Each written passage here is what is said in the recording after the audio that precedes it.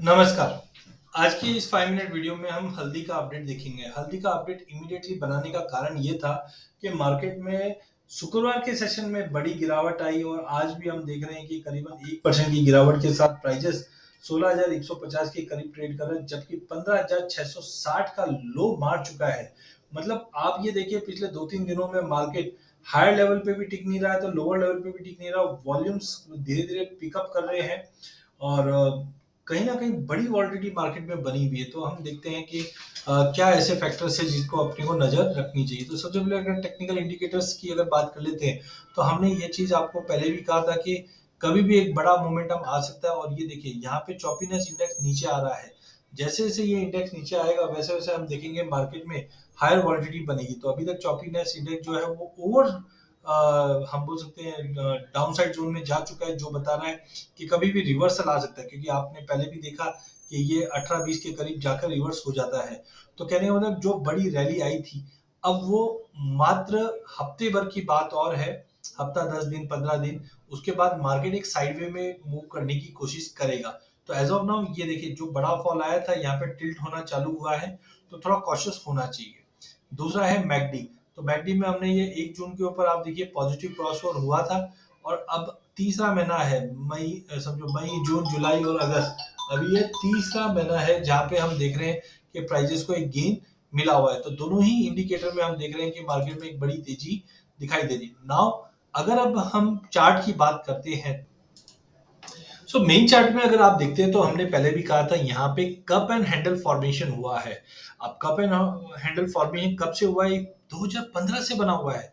हमने देखा भी था कि 2015 दिसंबर को प्राइजेस ने करीबन 10,990 का हाई मारा था एंड सिंस देन मार्केट का एक लो बना था जो 5234 का था।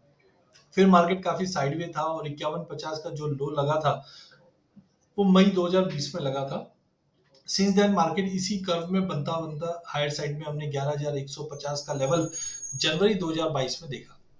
यहाँ से हमने देखा मार्केट ने ये जो नेकलाइन बना हुआ है ये नहीं तोड़ पा रहा था और जैसे ही मार्केट ने नेकलाइन को फेल किया, हमने नया लो लगते हुए देखा और ये लो बना इस बार अप्रैल 2023 में। और ये लो की अगर वैल्यू की अगर मैं बात करूं तो आप यहाँ पे इंडिकेटर का यूज करके ये वैल्यू लगा सकते हैं, जो लगभग 64,000 के आसपास का वैल्यू बना था। और हमने देखा जैसे ही मार्केट ने इसको छुआ और छूते ही एक तो ये 200 मूविंग एवरेज का स्ट्रॉन्ग सपोर्ट भी है। आप देखिए प्राइजेस को 200 मूविंग एवरेज का। अच्छा, एक चीज और देखिए, मार्केट में जब गिरावट आ भी रही थी ना, तो कहीं ना कहीं वॉल्यूम बिल्टअप भी मार्केट में होने लग गया था। अच्छा, इचिमिको क्लाउड है वो अभी भी ग्रीन में बना हुआ था। अगर फिबोनाची के हिसाब से भी अगर हम देखें तो प्राइजेस कहीं ना कहीं 6320 का सपोर्ट ले रहा था, जो 38.20 का फिबोनाची रिट्रेसमेंट था। तो ये सारे मल्टीपल इतने स्ट्रॉन्ग सपोर्ट हो गए, मार्केट रॉकेट हो गया। बट हमारी ये उम्मीद थी कि मार्केट इनिशियली 11,100 तक ही जाएगा, बिकॉज ये ट्रेंड लाइन रेजिस्टेंट है या आप बोल सकते हैं नेकलाइन रेजिस्टेंट है और इसके ऊपर निकलता भी है। तो हम देख रहे थे कि मार्केट 13,000 तक का ही लेवल जाएगा। हाँ, इस बार स्विंग में कमजोर है, यील्ड में ड्रॉप आएगा, मानसून को लेकर चिंताएं बनी हुई है, एक्सपोर्ट डिमांड बनी हुई है, स्पाइस की जो रिसेंट डेटा है उसमें भी एक्सपोर्ट पार्टिसिपेशन बढ़ा है, फार्मर दूसरे क्रॉप पे शिफ्ट हुए हैं। तो ये सारी चीजें सब पता थी, बट ये उम्मीद नहीं थी मार्केट। लेकिन हाँ, टेक्निकल आपको आगे की चीजें बता देता है। तो टेक्निकली अगर हम देखते थे तो हमको ये चीज दिखाई दे रही थी कि मार्केट पहले 11,100, फिर 13,200। लेकिन आप ये देखिए यहाँ पे जो डेप्थ ऑफ द कप है, ये जो कप का जो डेप्थ है, वो कप का जो डेप्थ है वही हमारा टारगेट बन जाता है। तो यहाँ पे हमने देखा कप का जो डेप्थ था, यहाँ पे हमने देखा कि ये नेकलाइन तोड़ नहीं रहा है। बट अब जैसे ही हमने देखा कि प्राइजेस में ये नेकलाइन टूटा जुलाई में, इमीडिएटली आप देखिए कि आगे की बड़ी तेजी का माहौल बन चुका है और वो अचीव भी हो गया, क्योंकि ये जो टारगेट होता है कभी भी डेप्थ ऑफ दिस हम कब बोलते हैं हम लोग, और जैसे ही ये अचीव हुआ, आपने देखिए मार्केट का जो हमारा एक्सपेक्टेशन था 17,300 का, वो अचीव हुआ। सो नाउ आगे क्या? तो आगे मुझे लगता है कि देखिए जो ये कप का डेप्थ है वो अचीव हो चुका है। तो टेक्निकली हम टारगेट्स की बात करें तो मार्केट में हमारा जो एक्सपेक्टेशन था मार्केट के अंदर कि प्राइजेस कहाँ तक जा सकती है, तो प्राइजेस हमें लग रहा था कि ये जो जोन है 17,760 ये हो सकता है, और हमने एग्जैक्टली 18,000 का स्पाइक आते हुए देखा। नो डाउट फिबोनाची के हिसाब से अगर देखा जाए तो अगर ये फंडामेंटल कंटिन्यू कैरी करता भी है तो हम 19,000 से लेके 21,000 के लेवल भी दिखेंगे। बट आई थिंक कि ये तेजी आई क्यों? तेजी आने के हम जो मेजर कारण था वो था कि स्विंग में ड्रॉप, ठीक है, हमें पता चल गया। एक्सपोर्ट की डिमांड बनी रहेगी, ठीक है, कैरियर स्टॉक धीरे धीरे कम हो जाएगा, ये सब पता है। वेदर का कंसर्न है वो पता है। तो ये सब पता होने के चलते ही हमने ये इतनी बड़ी तेजी मार्केट में बनते हुए देखी है। तो टाइमिंग मुझे लगता है कि अगर मैं यहाँ से, मतलब जो हमने मार्च में लो देखा था, अप्रैल में लो देखा था, वो लो से 6450 से अगर मैं एक सेकेंड, हाँ, 6450 से मैं अगर हाई तक का अगर वैल्यू देखता हूँ, तो मुझे मालूम पड़ता है कि मार्केट ने जितने भी ये फंडामेंटल कारण थे तेजी के, वो ऑलमोस्ट अचीव कर लिए हैं। मतलब 180% की तेजी मार्केट ने बना ली है मात्र 120 दिन के अंदर अंदर। तो ऑलमोस्ट ये अचीव हो चुका है। मैं ये नहीं बोल रहा हूँ कि यहाँ से आप शॉर्ट कर दीजिए, मार्केट में बड़ी गिरावट आने वाली है। नहीं, शॉर्ट बिल्कुल नहीं करना है। मार्केट में अभी भी बैलेंस शीट काफी टाइट है।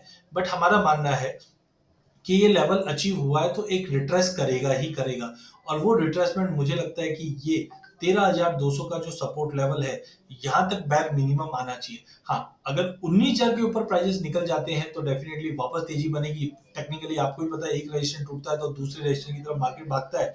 बट टाइमिंग मुझे ऐसा लगता है कि इतनी बड़ी रैली हो चुकी है, वॉल्यूम पार्टिसिपेशन बन चुका है, और अब यहाँ से एक पुल बैक पॉसिबल है। तो शॉर्ट नहीं करना है, बट एटलीस्ट अगर आपके पास लॉन्ग पोजीशंस है तो उसको फेज मैनर में कम करना चालू करना है। क्योंकि अगर आपका वीकली क्लोज आज अगर समझो 15,800 के नीचे, आज का लो क्या है, आज का लो है 15,660, तो मोटा मोटी आप समझो 15,500 पकड़ के चलिए।